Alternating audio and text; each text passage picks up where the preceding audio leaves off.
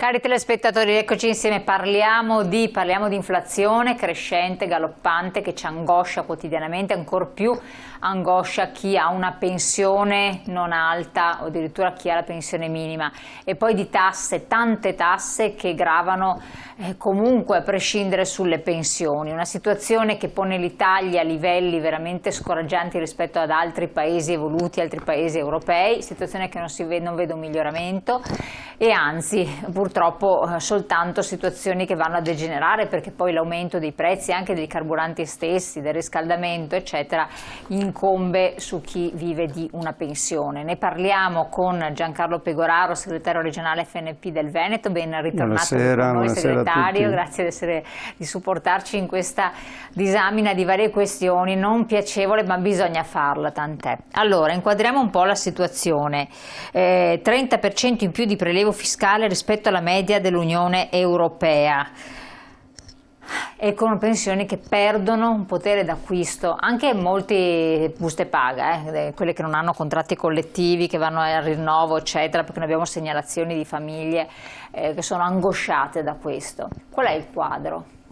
Il quadro è abbastanza preoccupante, anche se finalmente dopo molti anni si comincia a intravedere qualche piccolo spiraglio, io la chiamo di interessamento / contrattazione anche da parte della politica e dei governi in questo caso. Mi spiego meglio, lei ha citato negli ultimi 10, 15, 20 anni le pensioni hanno perso il 20% sulla media europea, anzi il 30%. Ecco, questa storia quindi sta a dimostrare che è vecchia la cosa che migliora un attimino con il ripristino nel 2022 della, diciamo, vecchia legge Prodi, che vuol dire sostanzialmente la rivalutazione così come era in precedenza. Ma questa cosa per i pensionati non è sufficiente, perché nel frattempo appunto guerre, pandemie e quant'altro hanno scatenato la tempesta perfetta che peraltro molti avevano già previsto nei mesi scorsi con l'inflazione che cominciava a rialzare la testa. Allora anche su questo io faccio un accenno, lei parlava giustamente di famiglie e lavoratori.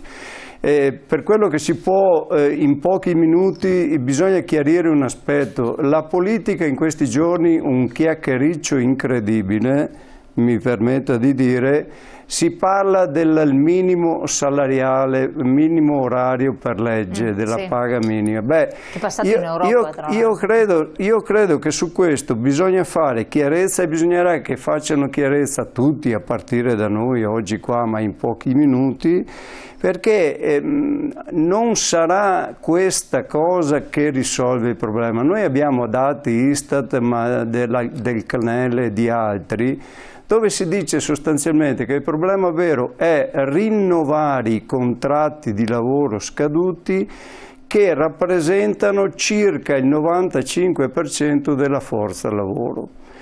Una forza lavoro che, attenzione, nella paga complessiva non è, neanche i contratti più bassi sono ai minimi che vengono previsti in alcuni paesi europei.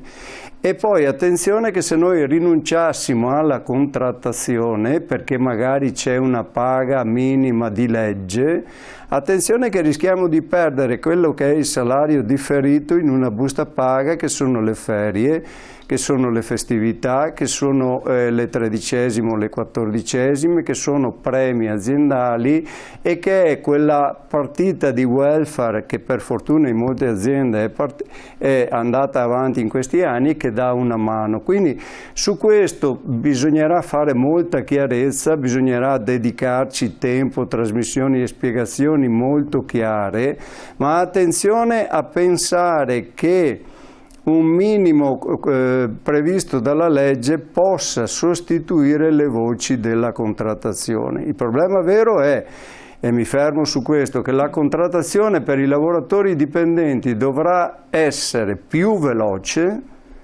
dovrà coprire anche quei lavori che oggi sono lavori precari, non lavori che pagano poco, ma sono precari perché non danno sicurezza e non coprono tutto quello che c'è da coprire. Ma anche su questo non sarà sufficiente parlare del salario, bisogna parlare delle coperture di tutto questo. Chiaro. Se questo lo fa la contrattazione, e quindi torno in campo a casa mia, i pensionati non hanno la contrattazione.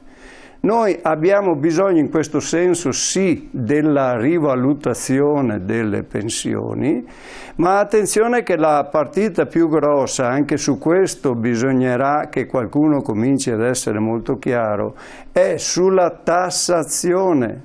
Noi non possiamo rischiare di rincorrere l'inflazione, a proposito di inflazione che oggi viaggia al 7 e qualcosa per cento, perché se rincorriamo l'inflazione noi arriveremo sempre dopo. È un film visto negli anni 70 e nei primi anni 80.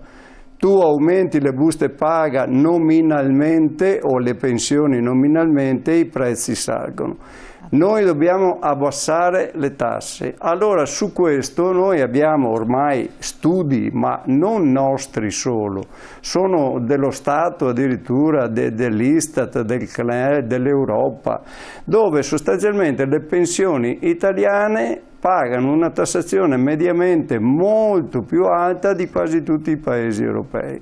E bisogna lavorare su questo, c'è poco da fare e noi oggi stiamo insistendo su questo.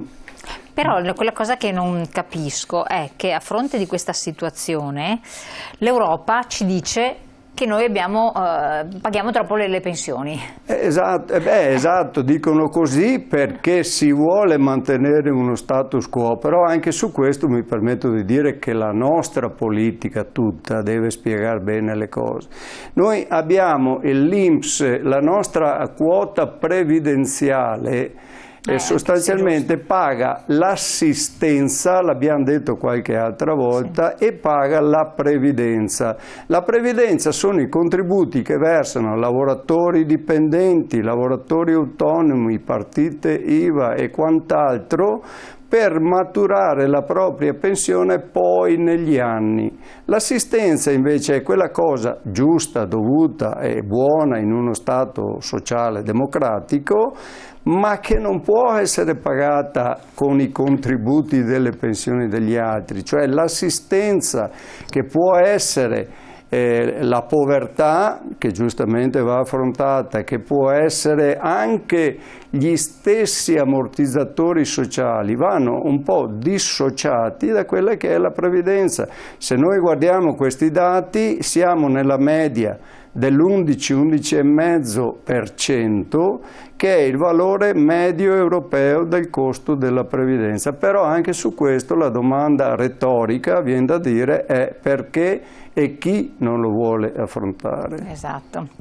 Allora, fatta questa premessa che era doverosa, andiamo a vedere anche dei numeri che ci fanno capire in che termini ne stiamo parlando. Quindi vedremo di supporto la prima slide, eccola qua, perché stiamo parlando di 1.277.160 pensionati nel Veneto con un reddito medio annuo di 19.656 euro. Però purtroppo se vediamo questo grafico ci indica che cosa? Che una bella percentuale, una bella fetta è data da un reddito molto molto basso, perché quello azzurro, celeste, azzurrino arriva fino al massimo 1.500 euro lordi. Giusto? Lei ha perfettamente ragione, infatti, perché appunto io andrei anche un po' più giù, tanto per non mentire a noi stessi, insomma, perché lordo, parlando di lordo, appunto non può essere altrimenti per noi quando parliamo di questo. Non per chi ci ascolta, perché ogni volta che certo, va chiarito che sono al lordo, ma non a caso e non per, appunto per questo dico andiamo anche più giù, perché quando parliamo di un reddito da 2.000 a 2.500 che può sembrare altino, diciamo così, in realtà stiamo parlando di un lordo che poi si attesta su un netto dignitoso ma non certamente sperperabile.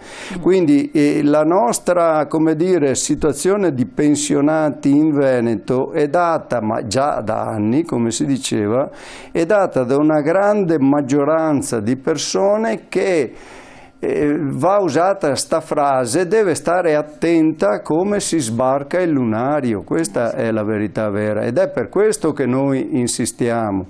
Mi premeva di dire una cosa che prima ho lasciato sottintesa, cioè noi, ho detto all'inizio, finalmente stiamo intravedendo, abbiamo cominciato come sindacato a vedere una inversione di tendenza e l'abbiamo cominciata a vedere però in una situazione di economia in emergenza. Quello che stiamo facendo, che è una bella cosa, perché le assicuro che aver ripristinato la legge Prodi vuol dire aver messo dentro la come dire, rivalutazione fino al 100% di chi ha i redditi più bassi, ma è chiaro che questa rivalutazione il mese dopo non si vede già più, perché come diceva lei, tra benzina e inflazione che galoppa, allora per dire cosa? Per dire che questi sono provvedimenti che vanno considerati emergenziali. Noi oggi dobbiamo insistere tutti assieme perché ci siano i provvedimenti strutturali, però anche su questo va fatto chiaramente qualche esempio e vanno fatte poche e semplici, come dire, richieste, perché se facciamo elenchi della spesa in una situazione di economia in crisi come la nostra, chi dice che c'è qualcosa per tutti sta sbagliando di grosso. Allora, ripeto, la priorità oggi, tra le varie priorità che ci sono, è la detassazione delle pensioni. Noi non conta o conta relativamente la rivalutazione, è la detassazione che darà denaro vero in tasca. Ma allora, segretario, praticamente è la stessa cosa che si va a dire per i redditi, cuneo fiscale, si parla di cuneo fiscale, troppe tasse, gli imprenditori non possono pagare di più perché non riescono a mantenere un equilibrio poi di prodotto, di vendita di servizio, non siamo più concorrenziali con altri paesi, ma bisogna che si tagli il cuneo fiscale e la stessa cosa vale per la lotta alle pensioni. Hanno perfettamente ragione anche gli imprenditori, e mi permetto di dire la stragrande maggioranza degli imprenditori, cioè le persone serie che hanno investito, perché gli altri non sono seri, fanno lavoro in nero e fanno dumping, ma questa è un'altra cosa, stiamo parlando della stragrande maggioranza degli imprenditori. Hanno perfettamente ragione perché per loro il cuneo fiscale vale anche per loro, cioè per dirla, dare un po' di gratifica ai lavoratori, per dirla in soldoni, se nella busta paga si mette un lordo molto alto, vediamo che poi diventa un netto molto basso, lì ci sono le tasse dell'impresa e le tasse dei lavoratori. Loro devono lavorare, si diceva prima, sul rinnovo dei contratti, sulla contrattazione aziendale, lo Stato deve abbassare le tasse al lavoratore e all'impresa e come si fa? Attenzione, non dimentichiamoci mai che abbiamo un miliardo di euro in nero ogni tot situazioni. Quindi non si muove. Questa è una delle cose che diciamo, però ci fermiamo qua perché anche su questo lo Stato, i governi devono lavorarci. Ma per restare su quello di cui discutiamo oggi, è chiaro che il cuneo fiscale vale soprattutto tra impresa e lavoratori dipendenti. Nei pensionati non abbiamo la contrattazione né abbiamo il titolare di impresa. È chiaro quindi che per noi si deve incidere su quelle due cose che dicevo, tanto più, attenzione, perché anche qua servirebbero esempi di vari minuti, ma li possiamo condensare. Noi, la nostra tassazione addirittura, oltre che essere la più alta in Europa per i pensionati, ha un meccanismo strano per cui diventa ancora più alta per noi pensionati nei confronti dei lavoratori dipendenti. Per cui questo è un altro handicap che andrebbe sostanzialmente misurato. Allora io dico chiaramente, oggi siamo in emergenza, vanno bene le misure di emergenza, ma non saranno e non sono quelle che ci risolvono i problemi, anche perché lo vediamo in questi giorni, già oggi le accise dei carburanti non reggono più, anche perché mi viene da dire che appunto bisognerebbe ben lavorare su altre cose, perché il paradosso è che si abbassano le accise ma il consumo e quindi le entrate delle tasse ci sono lo stesso sulla benzina e che ritornano allo Stato, sono ben altri, insomma, livelli molto alti, assolutamente. Sono ben altri i provvedimenti che dovremo prendere. E comunque anche il discorso, giustamente, che ci hanno scritto anche in tanti telespettatori, dei contratti collettivi è relativo, perché ci troviamo in una realtà regionale dove ci sono tante piccole aziende di carattere artigiano o anche non artigiane, piccole e medie realtà, dove i contratti collettivi proprio non hanno neanche breccia di entrare. E a questo proposito, parlando di regioni, vorrei chiederle un'altra slide che così le consente di fare un'altra analisi a livello nazionale, eccola qui, che ci fa capire come siamo messi per quanto riguarda la media dei pensionati in Italia, perché è uno spaccato di una realtà che si diversifica da regione a regione. Per cui siamo una regione che bisogna dire siamo carissima, abbiamo i prezzi, il potere d'acquisto molto basso, prezzi molto molto alti. Il Lazio abbiamo una media di 21.747 mila euro di pensione annua, se non sbaglio, sì. Dove capiamo che lì gioca il ruolo che tanti saranno dipendenti dai ministeri, indubbiamente, perché questo è un dato di fatto. Da noi regione carissima con 19.656, cioè non siamo messi tanto bene. No, ma infatti lei ha individuato subito il problema, però cerchiamo di ricondurlo, come dire, a una valutazione certo. un po' più tecnica. Allora, lei giustamente parlava dei ministeri, facciamo attenzione però, cosa vuol dire questo? Che in alcune regioni il tasso di scolarizzazione è molto più alto che nel Veneto, per cui la media delle retribuzioni in alcuni settori, sia del pubblico impiego ma anche del privato, poteva essere più alta, perché le pensioni vengono date dai redditi contributivi versati prima. E oggi adesso è cambiato tutto. È cambiato tutto, ma conta, attenzione, che al di là degli anni di lavoro contano sempre quanti soldi versi per. Questo certo. È che distingue. Comunque, come dice lei, noi siamo sostanzialmente sulla media italiana e che sta a dimostrare che abbiamo delle pensioni basse. Sì.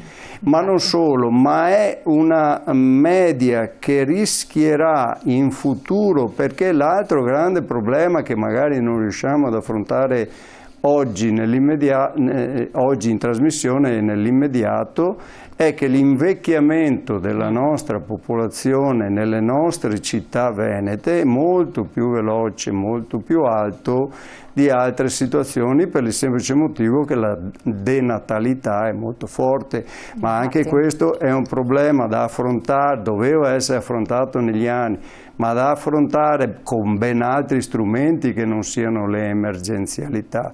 Non possiamo pensare che ci sia il bonus pannoloni piuttosto che 10 euro sugli assegni familiari. Esatto. Qua stiamo parlando di strutture, di asili nido, di scuole, di orari di lavoro, di tipologie di lavoro, eccetera. Ecco, abbiamo un altro supporto di un'altra slide che chiedo della regia di mettere in onda, che mi chiedo di chi ce la spieghi. Tasse in meno per i pensionati veneti dal 2022. A proposito di tasse. Sì, allora questo era uno spiraglio. No, sì, era lo spiraglio che dicevo all'inizio, che con molta chiarezza purtroppo non lo vediamo, ma è quella inversione di tendenza, cioè noi abbiamo le aliquote IRPEF che sono cambiate e per moltissimi pensionati, quantomeno fino a una certa soglia, sono passate, per esempio la prima soglia che lei vede era il 27, è passata al 25, e la seconda soglia, il 35, era il 38 e il 43 è rimasto invariato. Come vede c'è un ragionamento di qualche centinaio di euro che purtroppo ci viene assorbito da quella che è l'inflazione di oggi, però stiamo parlando oggi di un'emergenza. Questa era la prima formulazione fatta a gennaio 2022 di riforma complessiva fiscale col governo. Riforma che per quello che sappiamo, che abbiamo visto, si è fermata, insomma, e deve essere ripresa. Agganciato a questo, lo ricordo perché è decretato da pochissimi giorni, c'è il famoso bonus dei 200 euro una tantum, che anche questi sono una goccia nel mare in una situazione del genere. Tra l'altro, giusto per precisare, questi 200 euro ai dipendenti pubblici automaticamente mi sembra che vengano accreditati. È di ieri e quindi i documenti devono ancora girare, ma credo di poter confermare che i dipendenti privati, in buona sostanza, c'è un modulo ormai online, è una semplice autocertificazione, ma certamente è una richiesta in più, insomma. È una seccatura in più. È una seccatura in più, oppure bisogna rivolgersi all'azienda e vedere l'azienda come si è strutturata. E consiglio tutti quanti di chiedere, di telefonare alle proprie aziende, per carità, al patronato sindacale, perché è bene anche qua verificare di non fare errori, perché tutto sommato sono pochi soldi, ma è bene se arrivano nelle tasche di chi ne ha bisogno. Assolutamente, quindi attenzione, allertati, solo il dipendente pubblico dorme sonni tranquilli, tanto per cambiare. Allora, tassazione pensionati e lavoratori, vediamo appunto un'altra comparazione che può essere interessante. Che cosa notiamo qui? Allora, qui notiamo che era quello anche qua che dicevo in qualche maniera prima, poc'anzi, che, come dire, il reddito annuo di pensionati e lavoratori si differenzia sulla tassazione. Alla fine, per fare un conto, cioè abbiamo il reddito annuo di 16.298 euro, le tasse dei pensionati sono 2.300 e qualcosa, le tasse del lavoratore sempre con quel reddito sono di 795 e lo vediamo nella figura più, diciamo, media di chi lavora, e cioè che con un reddito lordo annuo di 35.488 comunque i pensionati hanno 8.800 e tanti di tasse, i lavoratori 8.062. Cosa vuol dire? È il ragionamento che facevo prima nel meccanismo un po' contorto delle tasse in Italia, perché le tasse in Italia sono alte, ma hanno anche questo grande pregio, ironicamente detto, di fare una grande confusione per chi le paga, ma anche nelle modalità di pagare. Quindi noi con lo stesso reddito paghiamo di più di un lavoratore dipendente. Ora sia chiara una cosa, che qua non è colpevole il lavoratore dipendente nei confronti del pensionato, ma è colpevole il meccanismo di chi ha messo in campo queste distorsioni, mi viene da dire quasi machiavelliche, insomma, quando si costruiscono questi percorsi tecnici. Assolutamente, questo sì, purtroppo. Ecco, qua poi vediamo anche nell'ultima slide una comparazione che può essere sempre interessante da capire con paesi sempre dell'Europa, e vediamo che noi siamo più alti addirittura a livello noi di tassazioni percentuali. Infatti questa è, se vuole, la slide più... C'è anche più della Spagna. Infatti questa è la slide più interessante che dà subito la stura, la visibilità di quello che è quello che si diceva prima, cioè quanti soldi di tasse paga in Europa mediamente il pensionato. E come vediamo siamo sempre primi in alcuni situazioni, purtroppo anche qua con un po' di ironia, siamo primi in queste situazioni. Adesso io non vorrei essere, come dire, l'ultimo della fila, ma se poco poco fossimo in mezzo probabilmente qualcosa di bene si farebbe davvero per un pensionato, perché se noi vediamo la nostra tassazione e ci mettiamo in mezzo a quella che è la tassazione media degli altri 4-5 paesi europei mostrati in questa slide, noi vedremo un recupero per noi del 10, 11, 12%, che altro che far bene alle pensioni anche più basse, insomma. Sostanzialmente voi che cosa chiedete? Perché poi teniamo conto che i pensionati non possono fare detrazioni, che possono fare altre figure professionali e quindi hanno delle situazioni di svantaggio, ma nelle riforme strutturali i bonus lasciamoli stare perché gli interventi emergenziali ci sono in emergenza, fine. E lasciano il tempo che trovano. Invece che richiesta fate voi come sindacato? Allora, è chiaro che noi, come si diceva prima, i bonus certamente non sono come dire, le soluzioni, ma dirò di più, sono d'accordo con chi dice che i sostegni a pioggia rischiano di creare, sono stati utili nei 2 anni della pandemia, ma attenzione, il debito pubblico sale. L'Europa, anche su questo bisogna dirle ste robe perché non vengono dette con le necessarie attenzioni. Le banche centrali hanno alzato i tassi di interesse. I tassi di interesse si alzano per fermare l'inflazione, ma chi è che paga sta roba qua? Per esempio chi ha il mutuo della casa, quindi sempre la popolazione. Ed era dagli anni 90 che non si alzavano i tassi di interesse. Questo è un primo problema.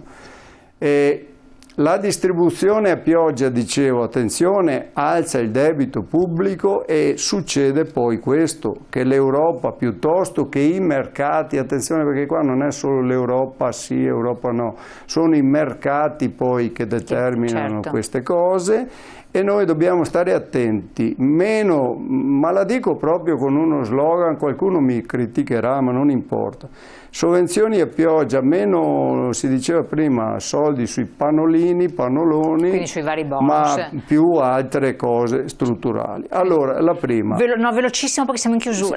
Riformare, finire se servono dei mesi si usano, finire la riforma del fisco. Questa è una.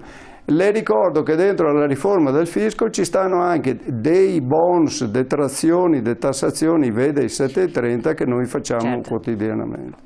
Quindi questo è fondamentale. E l'altra cosa è separare nel bilancio dell'INPS le voci per spese assistenziali e spese previdenziali. Su questo non ci piove e insisteremo sempre. Insomma. E allora ci riaggiorneremo, faremo prossimi aggiornamenti, altre chiarificazioni naturalmente sempre supportati dall'FNP CISL. Se avete bisogno di chiarimenti, di controlli di pensioni eccetera, rivolgetevi alle sedi presenti sul territorio, le sedi provinciali sono sempre aperte previa prenotazione, immagino, quindi telefonando prima. Segretario, grazie di essere stato qui con noi. Grazie a tutti gli ospiti. Grazie a voi cari telespettatori di averci seguito, appuntamento a presto, la puntata la rivedete come sempre inserita nel web e nel sito dell'FNP CISL.